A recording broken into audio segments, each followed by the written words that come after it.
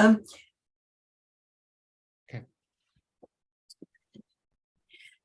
So what I wanted to do today was talk a bit about what infants know and can do as they start to try to communicate. And so I've called it building a system for communication. You can see whether you think whether there are other things we should add in, what sort of other considerations we should take into account. Oops, now my... Yeah. So at what stage do they start trying to convey to others what they're interested in or what they want? What ingredients do they use in constructing this first system of communication? And what do they need to take into account as they try to communicate with others? So I'd like to start with a few desiderata. They have to be ready for interaction. That is, they have to attend to other people. They have to follow what they're doing. They have to understand something about turn taking. It can be very primitive. And they perhaps need to rely on gestures because they don't yet have anything else which is going to convey meaning to any adult around them. So if we think about readiness for interaction, we can say, well, first of all, they orient to sounds and voices from birth on. They attend to faces, again, from birth on. They start following someone else's gaze from about 3 months on. And they attend to moving hands. If you ever spent time around a baby and you start waving your hands, then you see that at about 3 or 4 months, they will be fixated on your hands while they're moving.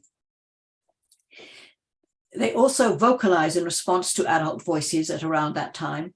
They start to gaze at the speaker's mouth.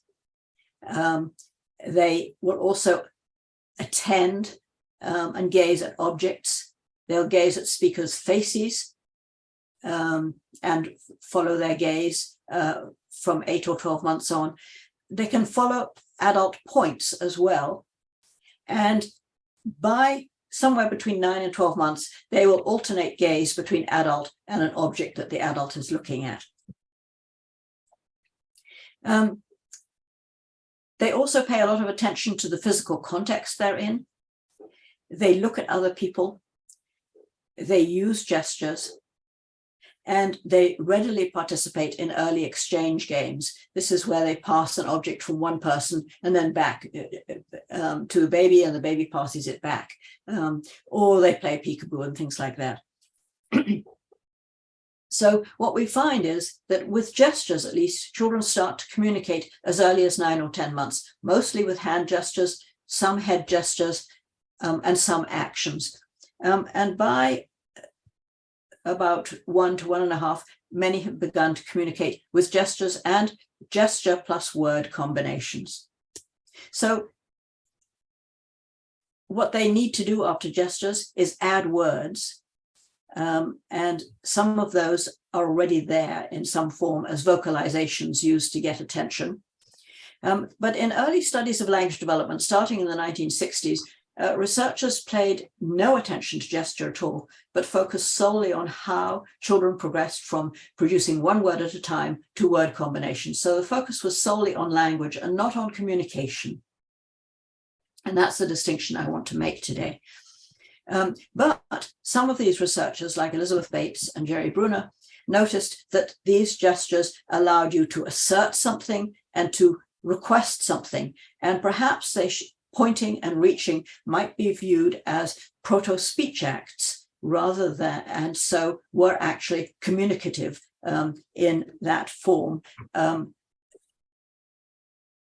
that they shouldn't be looking just at language.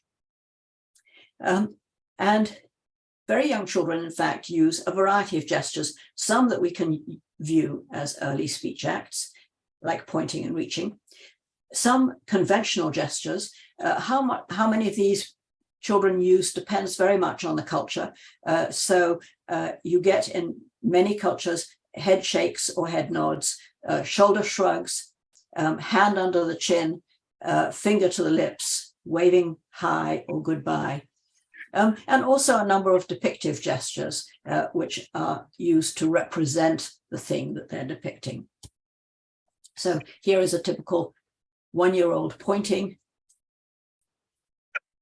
another child reaching in her high chair, another child turning her head away from the spoon with food on it. So this is rejecting. And from about 6 months on, infants attend to and appear to understand pointing as a way to draw attention as well as looking, reaching as a way to request, holding out as a way to offer something, and head shakes as turning or turning away as a way of rejecting or saying no. Interestingly, this is the age at which there has now been first demonstrated a little comprehension of a few words, typically hi, uh-oh, for something falling or dropping, and bye-bye, and a handful of nouns. Sometimes the child's name, a word like mama, word for a toy. And these are quite recent studies. Before that, people assumed that there was really no language before 12 months. But in fact, it turns out there is just a glimmer of it starting. Then from 9 or 10 months on, children will look and point to get adult attention on something. They start systematically following adult gaze and adult pointing, and they use points alone themselves. These generally elicit labels from adults and point word combinations which elicit help from adults. And I'm going to give you examples of all of these things. And what I'd like to do is just start with one detailed exchange between a child aged 1 year, 2 months, who relies on persistent reaching as he tries to get a sponge that he wants. This is an example from Roberta Golinkoff. And this child vocalizes repeatedly until his mother turns around. He's sitting in a high chair next to the counter in the kitchen. His mother turns to look at him. Jordan points towards objects on the kitchen counter. Do you want this? She holds up a milk container. He shakes his head, and then he vocalizes and continues to point. Do you want this? Holds up a jelly jar. Shakes his head no, continues to point, and there are 2 more offer rejection pairs. And then mother holds up a sponge and says this, and the child leans back in his high chair, puts his arms down, tension goes away, and she hands him the sponge. So although he was pointing, it was pointing with a whole hand reached out ahead of him, so we could call it pointing or reaching. But it was very clear that he persisted until he got what he wanted. But this is a child who had no words at all. However, he communicated very effectively in this sort of exchange. So one of the questions is, when do infants start adding language to their gestures? And of course, they attend to different parts of language very early. So they're attentive to intonational contours in utero. Jacques Mehler showed that infants in one of the hospitals in Paris, where you've got a big Russian community as well as a French community, were willing to listen to Russian if they'd been exposed to Russian in utero, to French if they'd been exposed to French in utero, but not to the other language that they hadn't heard before. So this says, and this was when they were, the day they were born. So this is very early attention to something which they had actually been hearing for some months. There's been a lot of work on infant perception of sounds and sound sequences from about 1 month on, and they can distinguish voicing in syllables like ba versus pa, place of articulation, ba versus ga versus da, manner of articulation, open and closed vowels, and back and front vowels, all by 3 to 4 months. So this is actually laying a lot of the groundwork for what they've got to do in identifying words, but they're nowhere near that yet. So they recognize recurring sequences at 2 to 3 months on, and they start to recognize a few words, as I said, around 7 to 9 months. And in hearing sequences of syllables in a speech stream, they can segment out those which are words from non-words when they're given in isolation. So they are starting in on what they need for understanding some aspects of language very early on in their first year. But by age 2, we have the following sort of sequence that they've gone through. They can identify and understand a few words, produce gestures, produce first words at 10 to 12 months. However, I want to say there is huge variance here. Some children do not produce their first words until 24 months, and this is still in the normal range. So this has to do with individual differences in motor development, and that, of course, is what you're using with language, but it doesn't affect your comprehension at all. They produce their first gesture word combinations at 11 to 15 months. Some children, a few two-word combinations from 14 months on, but some children produce not just no single words, but certainly no word combinations before 24 months. So what we have is a very big normal range for production.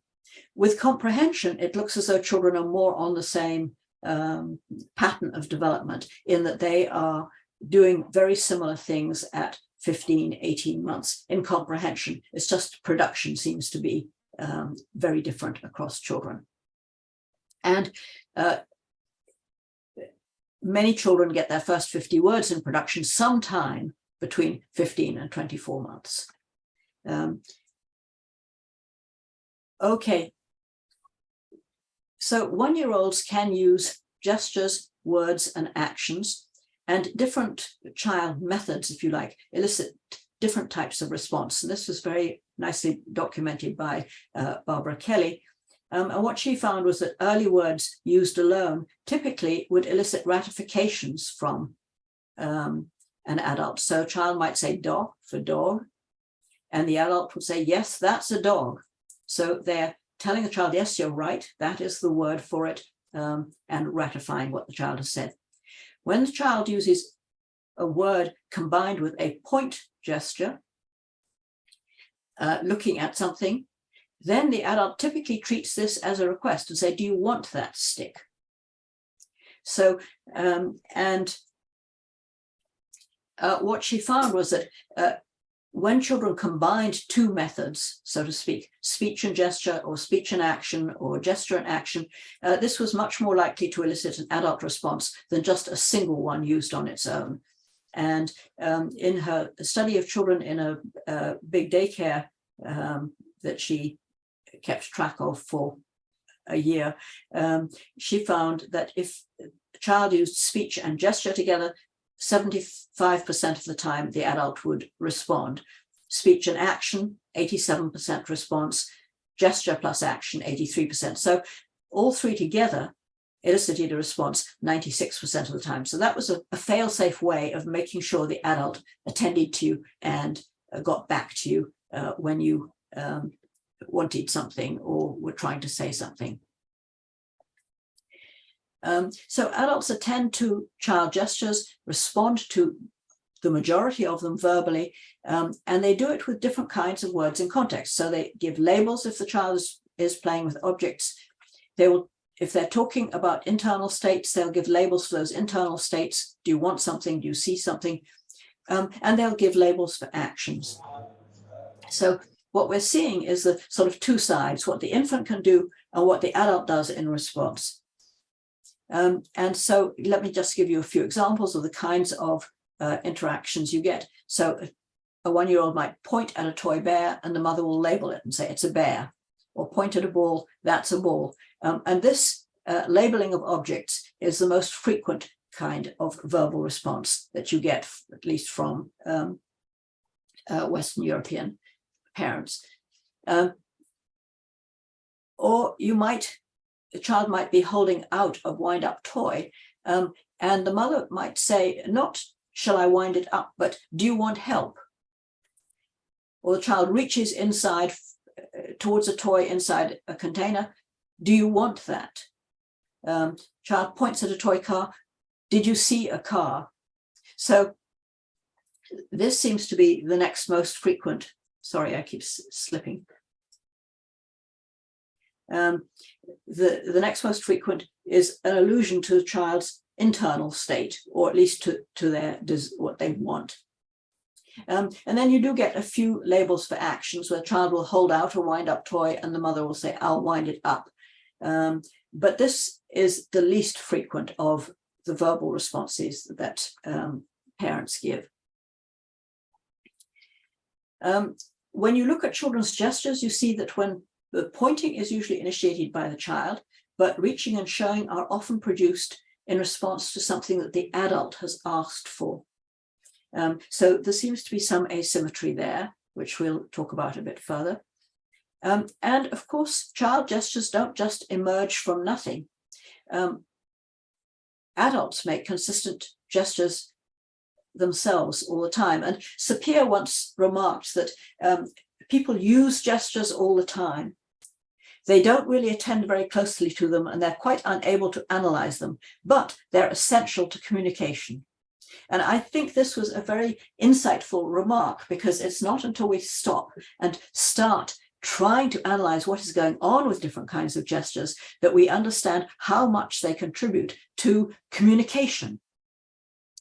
And I think that many linguists have gone astray by ignoring gestures completely.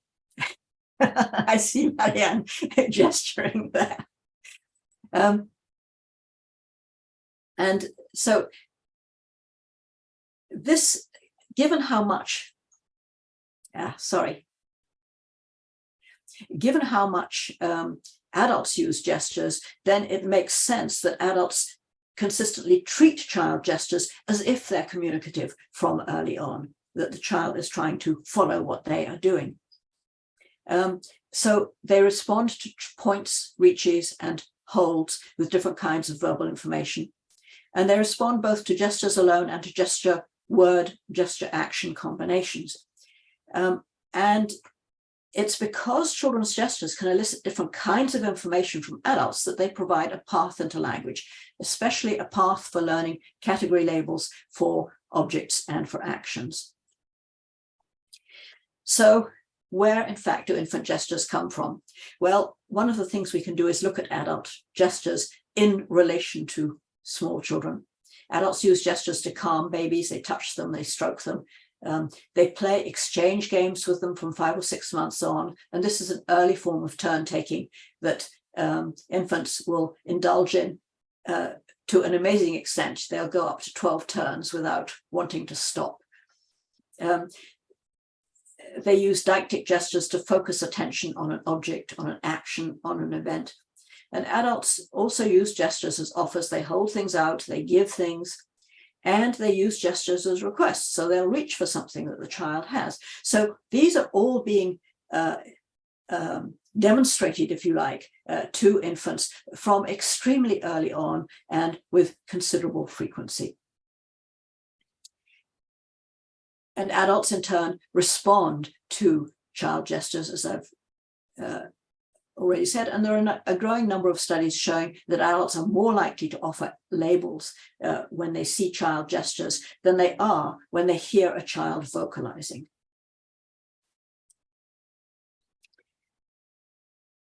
And as I said, they use some conventional gestures like nodding and shaking the head, waving the index finger.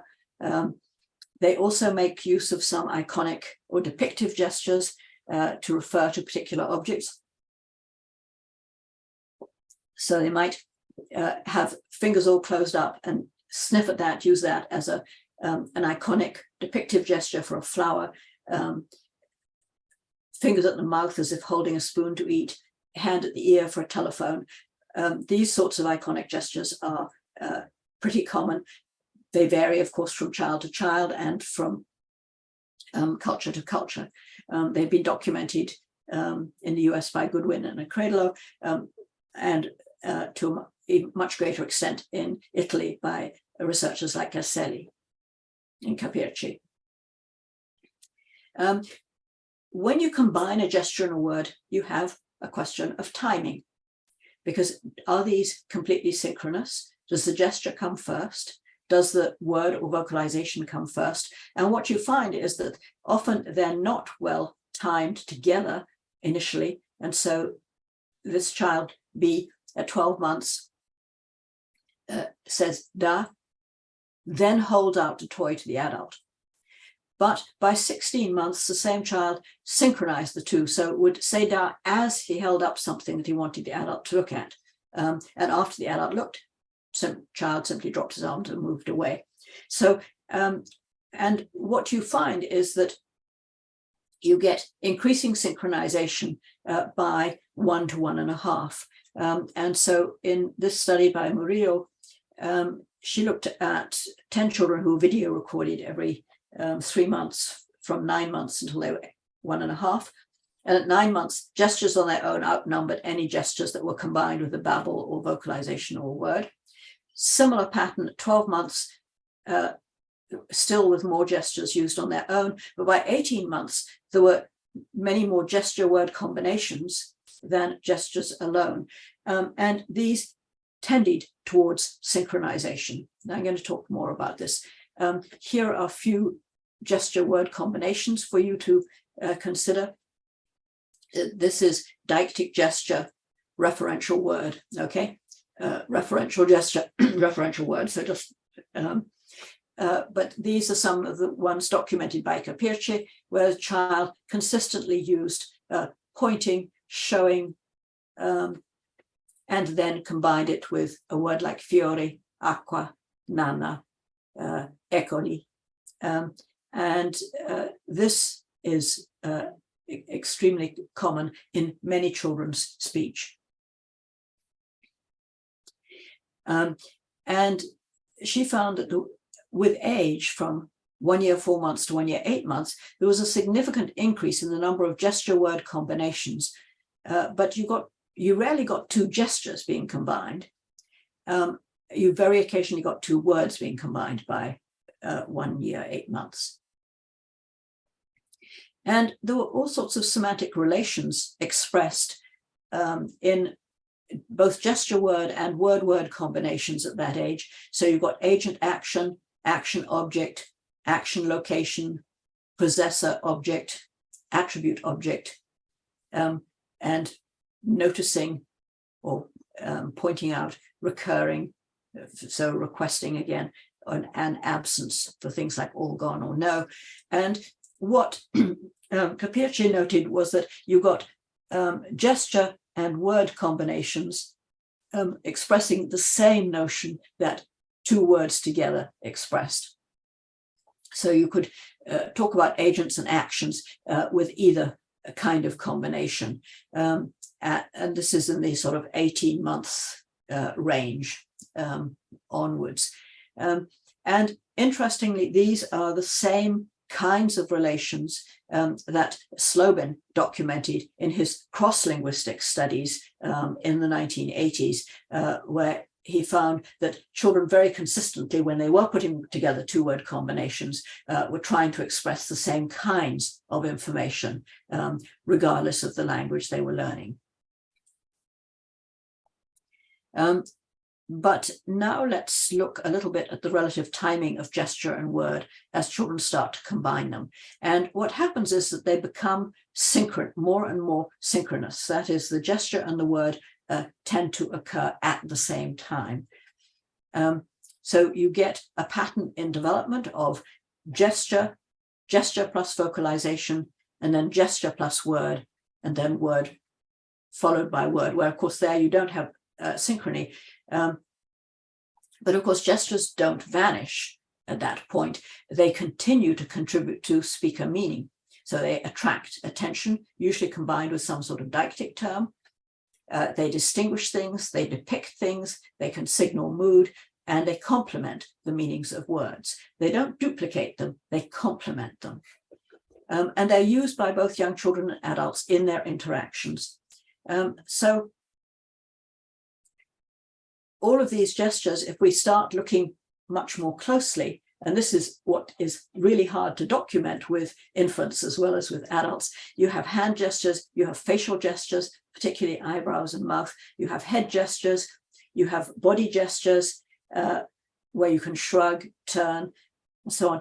And you also have stance. As Kenan pointed out, you can include someone in a conversation you are having with someone else, or you can exclude them from it by turning your shoulder or your torso subtly to say, you're not in this group that is talking. And adults rely on gestures to contribute to new word meanings for children. They use gestures to manage and maintain attention.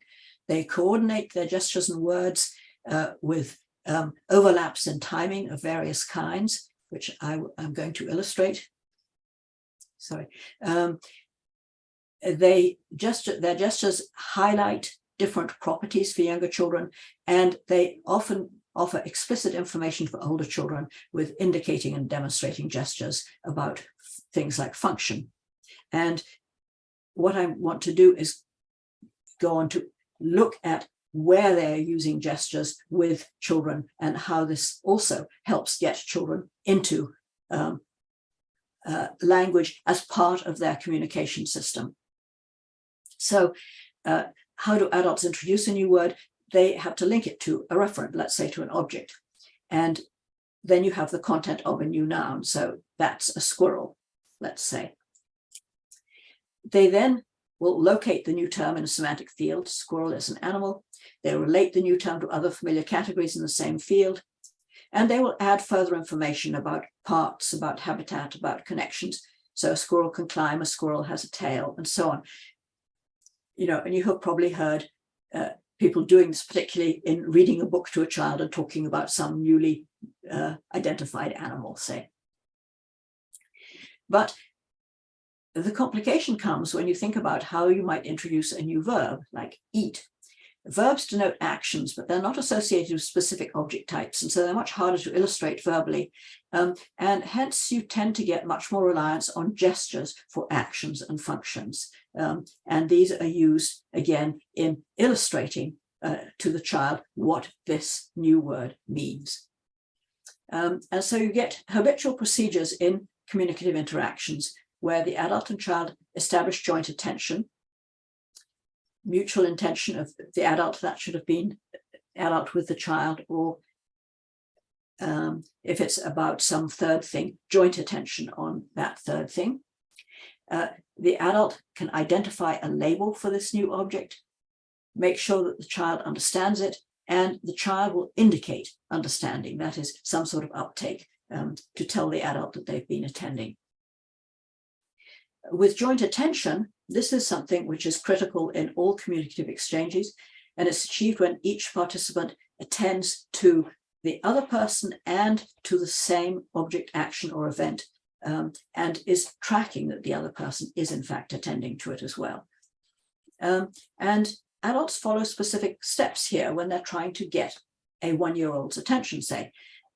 They look at the child and at the object. They point at, touch, tap, pick up, hold out the object. Once the child gives evidence of attending to that object, then only do adults offer a new label for it. And there are two kinds of information on offer. They offer words for unfamiliar objects and actions, and then they offer further information. And I'm going to give you some examples of this. When they do offer further information, they give information about class membership, properties, parts, actions, and functions. Excuse me.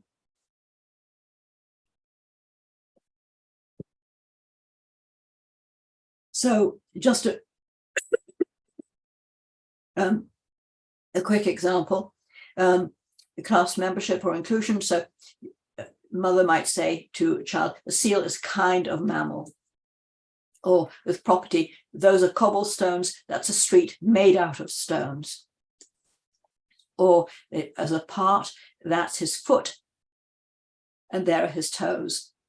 So this having identified this as a child. Or a knife, that's a knife for cutting chicken. Adults also use gestures for managing behavior, getting attention in the first place, and then holding on to the child's attention over time. So they can recall children when they get distracted by touching their arm, their shoulder, or their cheek, by turning them to face the adult, reminding them to get back in the chair, and so re-establishing joint attention as needed. This is extremely common, and again, it's something that we so much take for granted that unless you stop and actually film it, you don't always realize how how pervasive it is in these sorts of interactions. So just to give you an idea, I pulled out the timing for one child we were looking at who was 1 year, 5 months. And he looked at the door, parent looked at him, then called his name a second time, touched his cheek, and called his name again. This is all trying to get his attention. He's still looking at the door, right? And here he is. But then he looked at the camera instead, and parent said, look, honey, look at this. And she's holding out a little toy crocodile. And and the parent is looking at the crocodile. And finally, 8 seconds in, the child looks at the crocodile and continues looking at it for the next 8 seconds, which is a long time. So, but then with the 4, they were being shown objects pulled out of a box, and they were chosen particularly to be things that the children didn't have any words for and probably hadn't seen before. The parent picked up a little toy tiger. What's this? And notice now, within half a second, he is looking at the tiger. So going through, by the time he got to the 4th object, he understood that when what's this says, look at this. And he looks.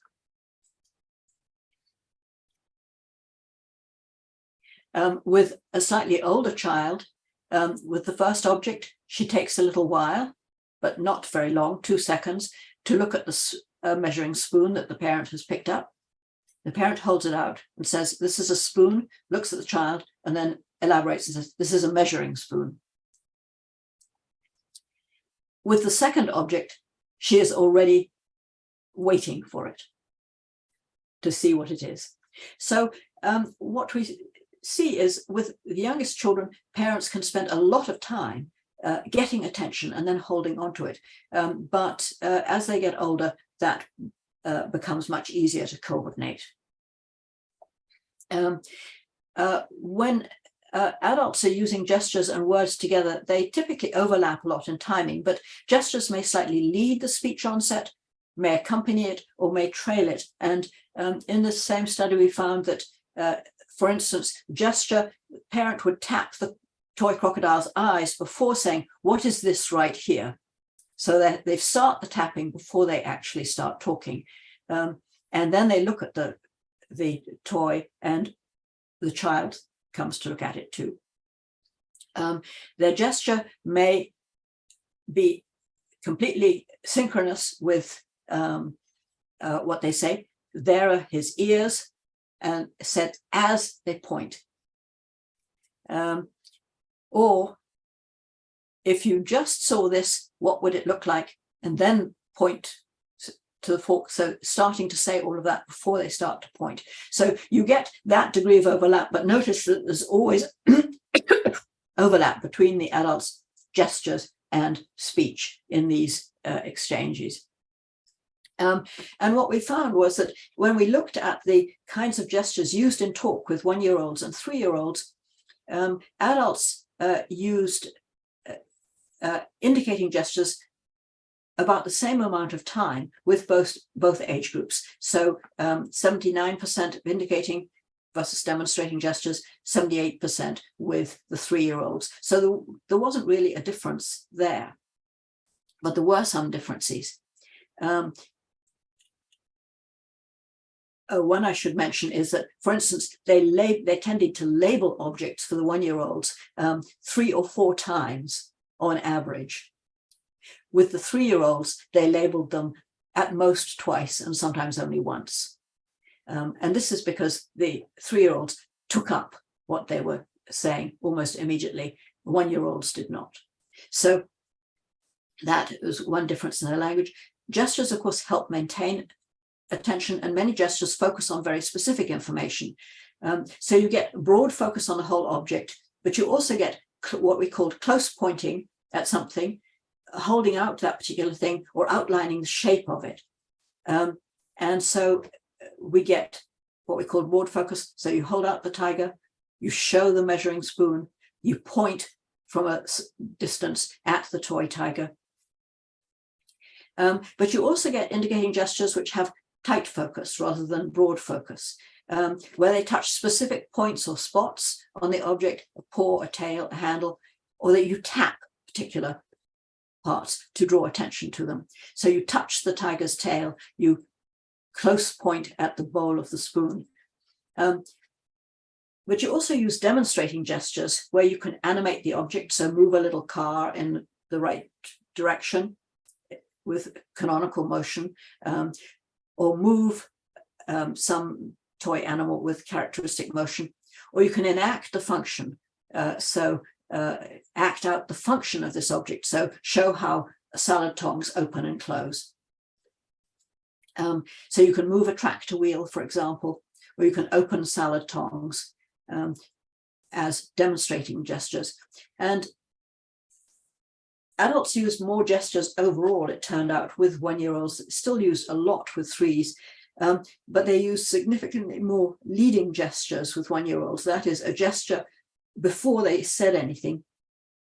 With 3-year-olds, leading, accompanying, and trailing gestures were about equally divided in relation to any speech. And what we found was that adults used indicating gestures with category labels and with talk about parts and properties, but they used demonstrating gestures with talk about actions and functions. And this was a very clear-cut distinction. In fact, I have never seen a correlation like this in my data, ever.